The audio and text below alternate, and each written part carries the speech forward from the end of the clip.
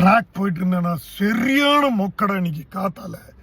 பசங்களா ஐயோ, இன்னைக்கு நான் அந்த பாரத் பெட்ரோலியம் இது அவினாஷி ரோட்ல இருக்குல்ல, அப்போ அங்கே நான் டீசல் அடிக்க போனேன்னா 2 பசங்க அப்படி பைக்கில் என்ன பார்த்துட்டே இருந்தாங்க. யூஸ்வலாக இந்த மாதிரி பார்க்கும்போது நான் வந்து ஹாய் தம்பி அப்படின்னா அவங்களும் வருவாங்க. இந்த வாட்டி நான் பண்ணல. ஏன் தெரியுமா? அதுக்கு ஜஸ்ட் முன்னாடி ட்ரிச்சி ரோட்ல இருந்து அவினாஷி ரோட் போகிற அந்த பர்க்ஸ் ஆர்ச்சினுடைய ஒரு ரோடு இருக்குது. அந்த ரோட்டில் போகும்போது ரைட் சைடில் ஒரு பெட்ரோல் பங்க் இருக்குது கார்னரில். நாங்கள் போய் நின்னேன். அப்போ அந்த பெட்ரோல் பங்க் ஜஸ்ட் அப்போ தான் ஓப்பன். சார் 2 நிமிஷம் அப்படின்னு. சரி அப்படின்னேன். நான் ஜஸ்ட்டு வெளியே இறங்கி நின்றுருந்தேன். அப்போது ஸ்கூட்டரில் 2 பேர் வந்தாங்க.